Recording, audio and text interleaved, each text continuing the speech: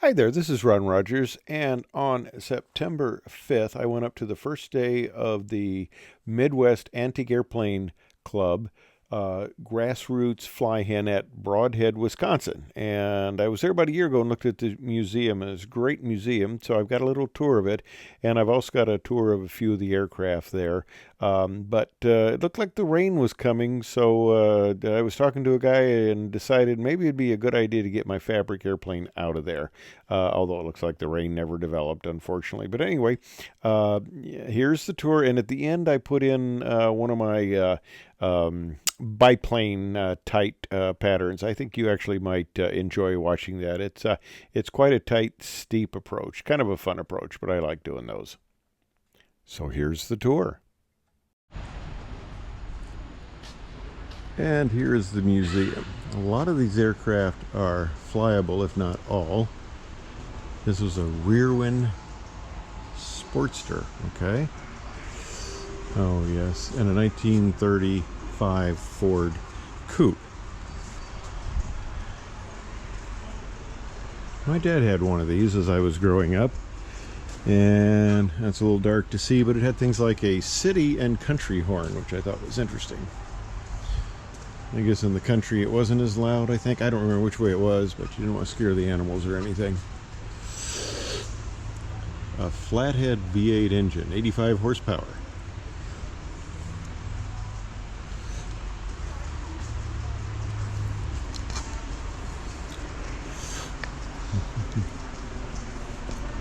Like that radiator installation up there. This is a Peterpole air camper. Uses a 40 horsepower Model A engine. I have a former neighbor who has a Model T that I think uses the same engine, because he talks about he has 40 horsepower and he kids me about racing against my Corvette Z06 with the 650 horsepower. I'd give him a really good head start.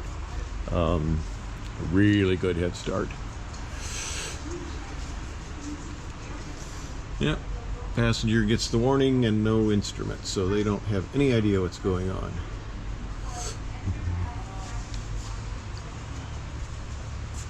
Tail skid, yes. That must have been interesting. I've never flown an airplane with a tail skid. I mean, other than like a 727 that has a skid so you don't hit the tail, but that's different.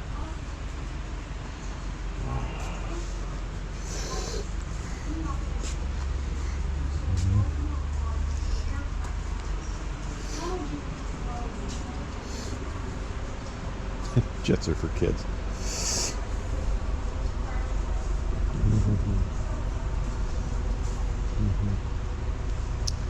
Oh, a Fleet Model 7. Paul Metz, yes, he was a famous aviation pilot who did a lot of films for like The Flight of the Phoenix, the original one.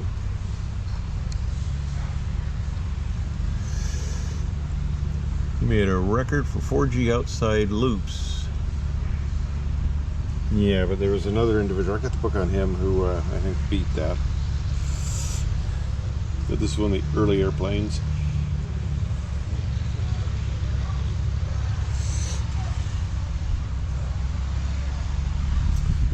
Buck Hilbert owned a fleet. Buck ended up being a United pilot. He flew the Swallow, I think, which is one of the early airmail aircraft that United used, built and flew it. He was an amazing craftsman, and he had a hangar that had parts. I mean, a person came over for what I thought was a rather esoteric part, and he goes, "Oh yeah, I got that," and he goes up and gets it. Kerosene engine heaters. Butler Black Hawk. I think Spark, rearward advance. Okay, yeah. That's one thing I talked about Buck in the fleet, and he said, yeah, he kind of discouraged me from owning it because there are a lot of ways you could really get yourself into trouble with the engine and things like that. And hey, if you like ribs, they got ribs. And Westy's like, you walk what now? Goes into this little ramp. It's kind of like an old vintage shop. Okay, we're back to the Butler here. Yeah, I'm pretty sure this is flyable, and there's an individual who comes up and flies it.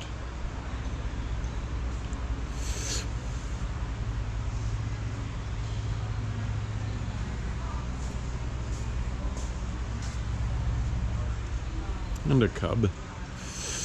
Your classic Cub with the, I guess, the original nitrate type of dope. And it has skis. I had a friend of mine let me fly his Champ on skis, and of course you get snow in the winter here in northern Illinois, and we were able to go out to a farmer's field and do some nice patterns and landings. It was kind of interesting. Oh, I love these airspeed indicators. See, yeah, pretty foolproof there. Yep, and a 1929 Stearman C3B. See, this really helps me out when I can read.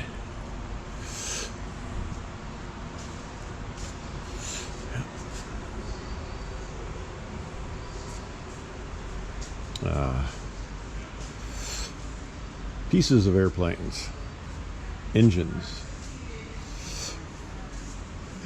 It's always interesting, the development of aircraft engines. And if you don't know what the inside of a wood spar and rib structure looks like, this is it. Quite a bit of craftsmanship, selecting the right woods, the right materials.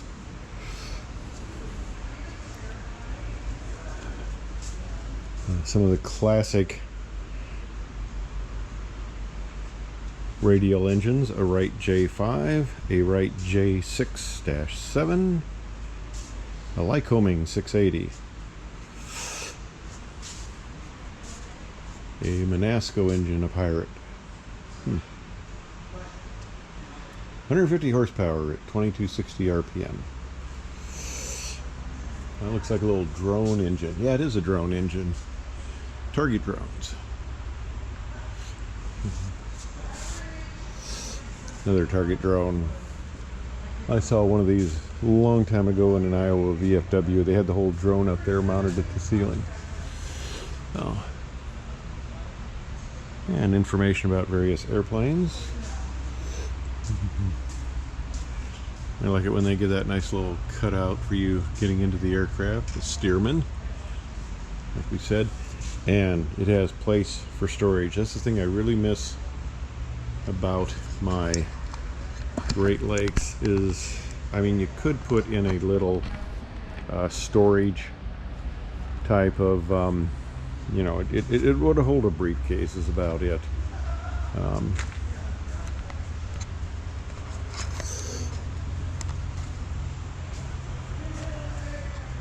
Very interesting structure. That's cute. The bracing comes right through the front there. Nicely obscures the instruments. Oh, that's an interesting inclinometer, kind of a backwards one. Huh. The Russell light plane. It's a home built.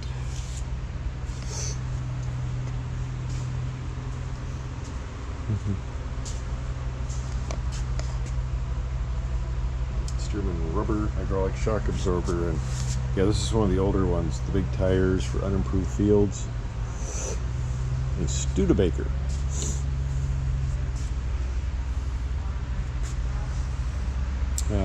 I worked with an engineer who was from the Studebaker family, and he had one of the Studebaker, you know, little emblems they put on the side of the car that says Studebaker. He had it as his nameplate on his desk.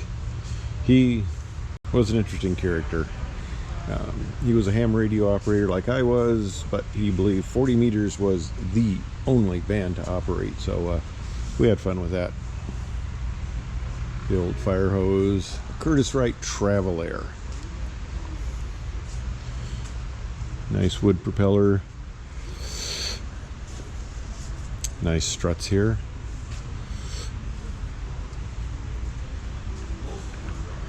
And yes, they've got these things in here nice and tight. Not a whole lot of room. Again, sophisticated instrumentation. I don't see a GPS anywhere in here.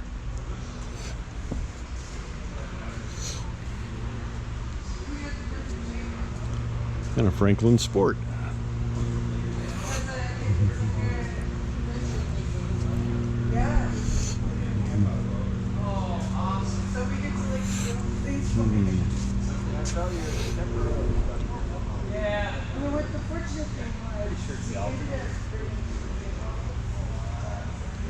Oh, this is cool here. Yes, we're getting into the more aerodynamic high-speed aircraft here. Nice radiator down there. Curtiss OX5, yes. There's a group of OX5 people up at Oshkosh.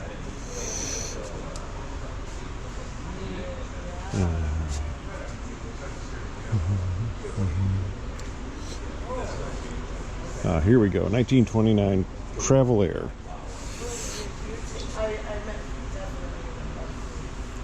Walter Beach, Clyde Cessna, and Lloyd Stearman teamed up in 24 to form the Travel Air Manufacturing Company in Wichita, Kansas.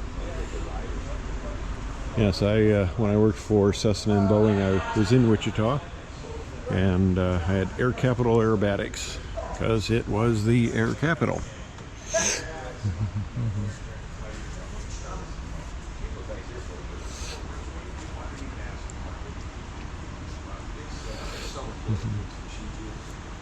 Oh, really?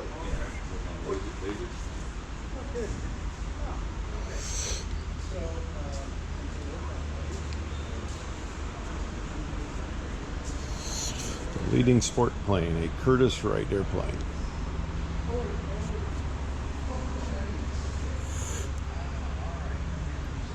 Huh.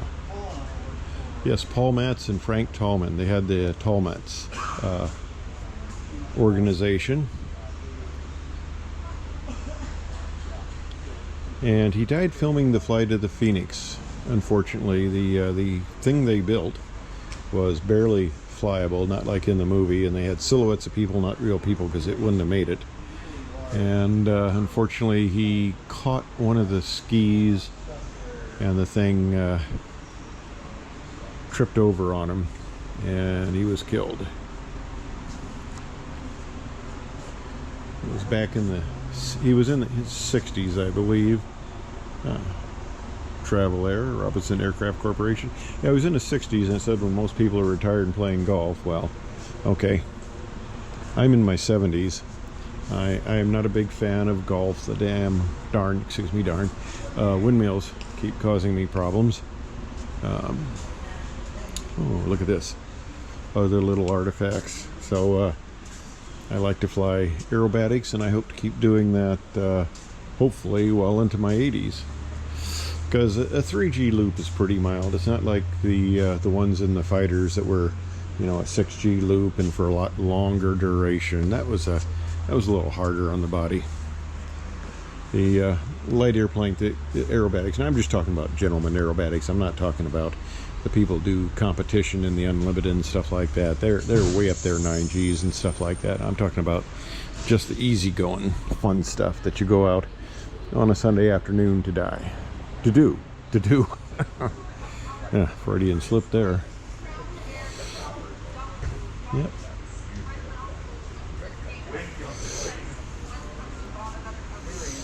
Alrighty.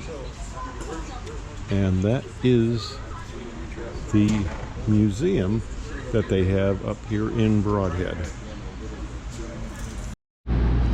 This is kind of a new addition. I was, new for me. I was here a year ago, and they were putting this together. I remember, I think it was still under construction back then, so they got a nice little gift shop here.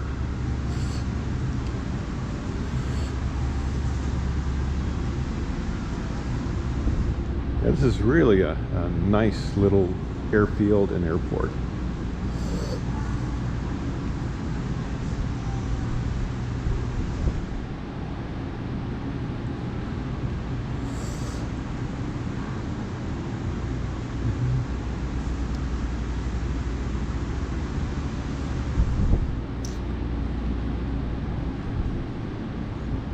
And we have another Waco. Oh, that's beautiful. Oh, and look at the Cessna 140. Look at the polish on that. Uh, as an Air Force ROTC project, I led a group polishing an F-86 out at the airport, and we did it for free. They paid somebody later thousands of dollars to do what we as cadets did for free, and I did the painting too. And I talk about that. I just did a painting design that just kind of covered the Air National Guard, and they must have thought that was something official or that, because they kept the paint job and reproduced it. There's Amelia Earhart. You were wondering where she was. She's right here in Brodhead. Okay, I digress. Hey, I said it. All right. Yep, Waco Aircraft out of Troy, Ohio. I love this paint job, the blue and the yellow. That is very pretty. Although I love the paint job that my wife chose for the Great Lakes. That's also very nice. But anyway, polishing that aircraft was quite a feat. The F-86, and I'm sure polishing these is quite a labor of love. There's another aircraft next to mine now. The excitement is building. Of course, this is the first day. You know, this is when people start showing up. And I may see some people that I saw down in Antique Aircraft Association flying just last week. Because a number of them asked me if I was coming up here, and I hadn't really decided at the time for sure, but then I decided this was a nice day. I thought about, you know, on the weekend, but it was supposed to be like a high of 65, and today the high is supposed to be in the 80s, so it's warmer, at least, more pleasant. All right, that is the museum tour. All right, and those of you who hung in there, I'm coming back to Lake in the Hills from Brodhead. It looked like we're going to get some weather, but it didn't really materialize. But anyway, there's only one other guy in the pattern, and he is flying a very wide pattern. And yeah, I didn't want to go out for a 2-mile final, so I thought, you know, there's nobody else in the pattern. I'll just do a couple of 360s. So I did one 360. Give me a little bit of spacing. You know, it's the old, you know, you encounter weather, let's do a 360 and get out of here. No, not quite. But anyway, so I decided to do a 360. And I end up rolling out, and he's still a long ways out there. I mean, it was a 2-mile. It was a wide pattern. I was trying to keep sight of him over the airfield. He was quite a ways out. So I did one 360. Okay, that's nice. I still don't have very good spacing, so I did a second 360. And once I figure I've got good enough spacing, I decide to bring it on in. But normally I like to fly these, and I go up Daisy and I fly a 500-foot pattern, and it's a nice, tight, close-in pattern. And of course, I'm flying this at pattern altitude back here, which is 1,000 feet.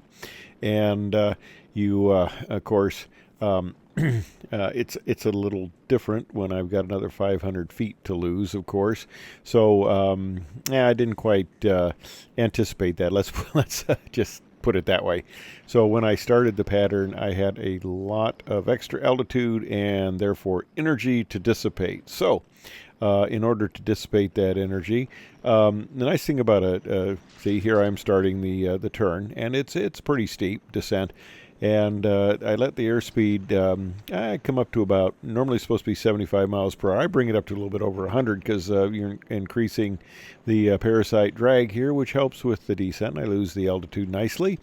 And there I come around to the runway. Of course, he's still taking enough of time to get off the runway, so I can't land until he clears.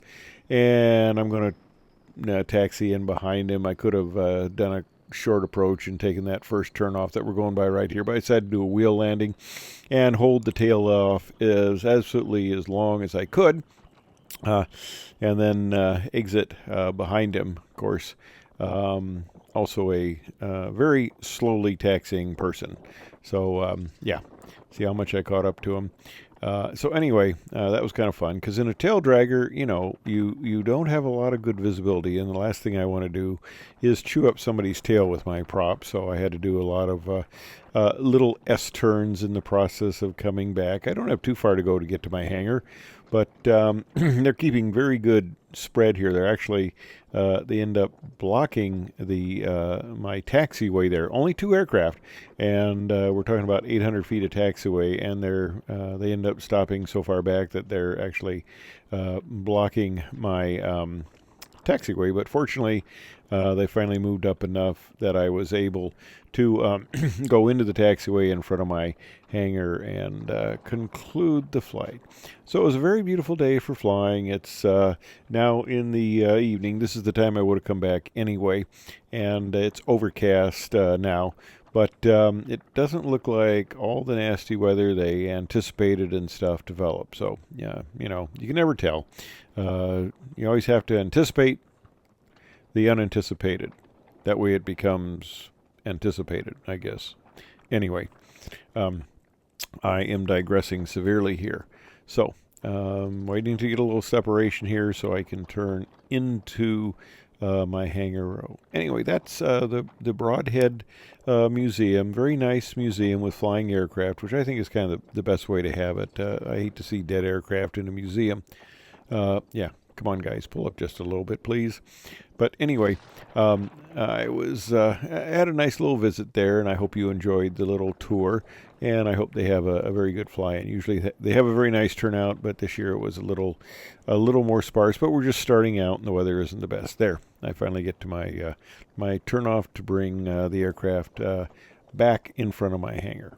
So hey, I hope you enjoyed it. Thanks for watching. Thanks for following along. Thanks for watching my channel. I appreciate that, and I hope you're having as much fun watching it as I am producing the videos, because it's a lot of fun. And there's the vet, safely where I parked it. Hey, thanks for watching.